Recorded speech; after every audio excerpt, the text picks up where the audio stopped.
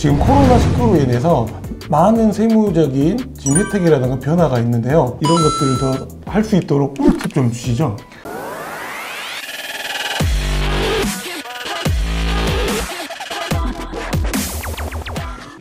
자, 13월의 급여인 연말정산에 대해서 알아보겠습니다. 세무사님, 연말정산이란 건 무엇이죠? 연말정산이란 국세청에서 1년 동안 간이세액표에 따라 걷어들인 근로소득세를 정산하는 절차인데요. 실제 근로자는 간이세액표에 따라서 세금을 먼저 내게 되는데 이 먼저 낸 세금과 실제 1년 동안 발생된 자신의 총 급여에서 실제 발생했어야 할 세액을 비교하여 덜 냈으면 더 내고 더 냈으면 돌려받는 정산 절차를 의미합니다. 작년 19년도랑 달라진 점이 있나요? 작년 19년도 연말정산과 달라진 점은 크게 2020년 내내 코로나19로 경기가 어려웠던 만큼 정부는 이런 상황을 반영해 2020년 소득공제율을 높였습니다. 코로나 때문에? 네, 이 소득공제율을 높이기 위하여 기존에는 사용월에 관계없이 1년 내내 같은 소득공제율을 적용했었던 신용카드 등 사용소득공제율을 월별로 공제율을 확대했는데요. 공제율 확대와 더불어 급여에 따른 공제 한도 금액도 올렸습니다. 1월부터 2월에는 15%에서 40% 공제가 가능하고 3월에는 사용처별로 2배가 상향되어 30%에서 80%까지 공제가 가능하고요. 4월부터 7월은 공제율이 일괄 80%로 확대가 되었고 8월부터 12월 사용분은 15%에서 40%까지 공제가 적용이 됩니다. 또한 총 급여에 따른 소득공제 한도 금액도 올랐는데요. 총 급여가 7천만 원 이하인 분들은 기존 300만 원에서 330만 원으로 상향 규정되었고 총 급여가 7천만 원부터 1억 2천만 원 이하에 해당하는 근로소득자분들은 기존 250만 원에서 280만 원으로 총 급여가 1억 2천만 원을 초과하시는 분들은 기존 200만 원에서 230만 원으로 각각 30만 원씩 상향 규정되었습니다. 이게 정말 많이 코로나 때문에 영향을 받았군요. 꼭 이 금방 세무사님이 하신 이야기 참고하셔서 챙기시길 바랍니다. 지금 코로나19로 인해서 많은 세무적인 지금 혜택이라든가 변화가 있는데요. 이런 것들을 더 할 수 있도록 꿀팁 좀 주시죠. 꿀팁이라고 하자면 4가지 정도로 요약을 해볼 수 있을 것 같은데요. 첫 번째로는 여러분들이 현금을 사용하셨을 때 영수증을 안 받으시는 분들이 많이 있으세요. 현금 사용하셨을 때는 현금 영수증을 꼭 받아주셔야 되고요.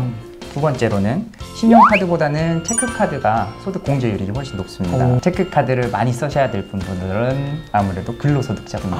저는 이제 개인 사업자이기 때문에 네. 저는 해당 사항이 없네요. 어떤 걸 쓰셔도 상관이 없죠. 저는 상관이 없구나. 원장님 같은 그 고소득자분들은 저는 고소득자가 아닙니다. 신용카드를 쓰면서 더 많은 지출을 일으켜 주시는 게 더 낫네. 네, 소비 진작에 좋다. 소비 진작에 네. 국가를 위해서. 국가를 위해서. 알겠습니다. 구독해 주세요. 세 번째로는 맞벌이 부부의 경우에는 부양가족을 어느 한 사람한테 부양가족 공제를 받으셔야 되는데 아무래도 소득이 더 큰 분의 부양가족으로 공제를 받으시는 게 더 유리할 수 있습니다. 그리고 네 번째로는 홈택스에서 제공되는 연말정산 간소화 서비스를 이용해서 연말정산을 대부분 하시는데요. 개인정보에서 사용 동의가 이루어지지 않으면 홈택스에서 제공이 되지 않는 경우들이 있어요.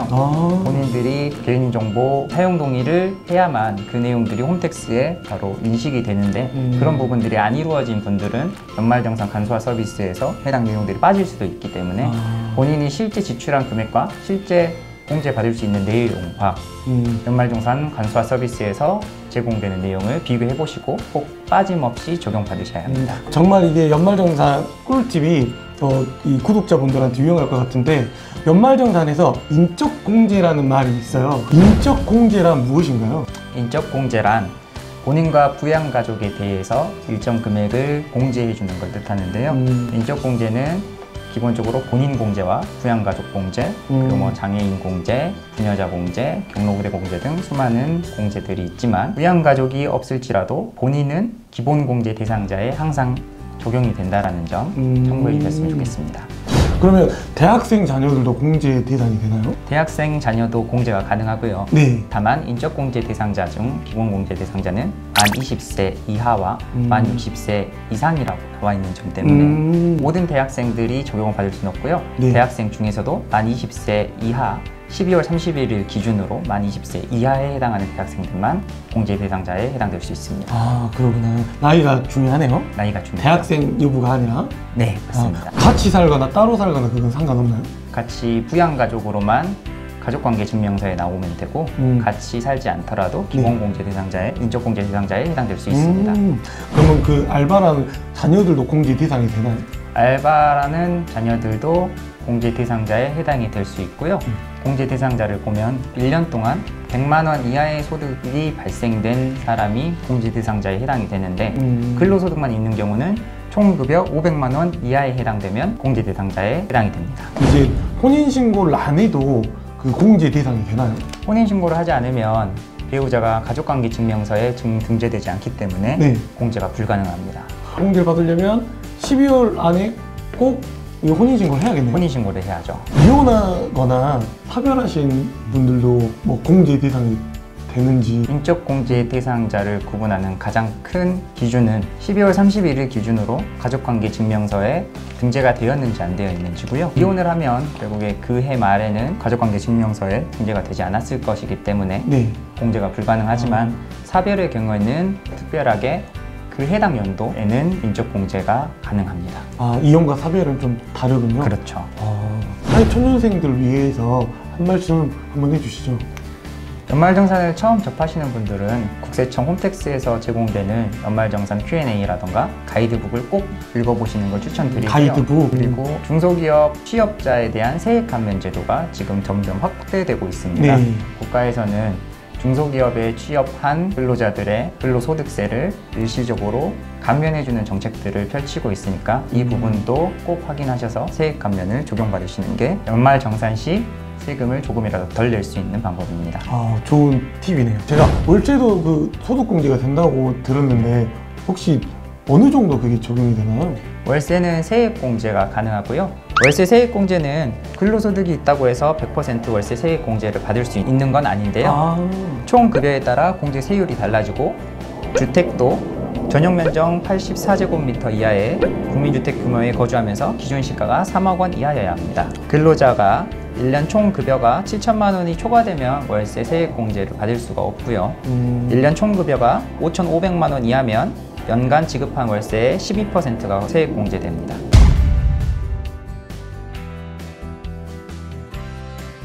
그리고 이때 지출한 월세액은 최대 750만 원까지만 인정이 되고요. 750만 원과 실제 지급한 월세 중 적은 금액 곱하기 공제 세율을 적용하시면 됩니다. 아, 너무 자세하게 알려주셨네요. 구독해주세요. 연말정산 시 주의점이 있을까요? 월세 살고 계신 분들 중에 주의하셔야 될 부분은요. 일단 임대차 계약서상의 주소와 주민등본상의 주소가 일치해야 하고요. 그리고 월세 세액공제를 받기 위해서는 추가적으로 자료를 제출해야 하는데 월세를 이체한 내역이라던가 등본 그리고 임대차 계약서를 꼭 제출해 주셔야 하고요. 지급한 월세로 현금 영수증이나 카드 증빙으로 인한 신용카드 소득공제를 적용받으신 분들은 이중공제가 되지 않는다는 점 꼭 참고해 주셔야 합니다. 그리고 추가적으로 월세 세액공제를 회사에 밝히기를 꺼려 하시는 분들도 있으실 텐데요.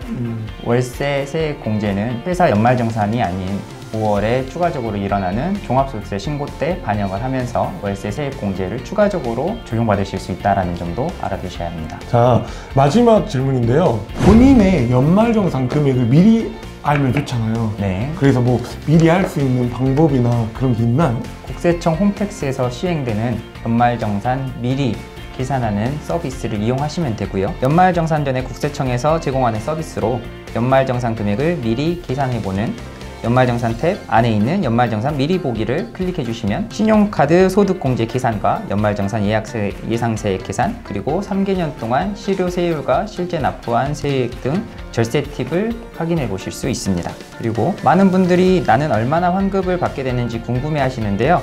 연말정산 전에 미리 확인해서 남은 기간 또는 올해는 어떻게 연말정산 때 혜택을 받을 수 있는지 계산해 보면 좋을 것 같습니다.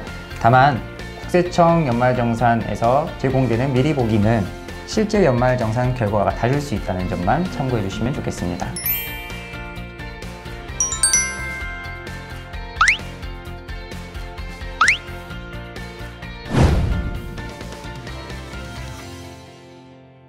감사합니다. 감사합니다. 로또 복권도 당첨되면 세금이 어떠나요? 구독, 좋아요, 댓글, 알림 설정은 치아 박사에 큰 도움이 됩니다. 구독 많이 해주세요.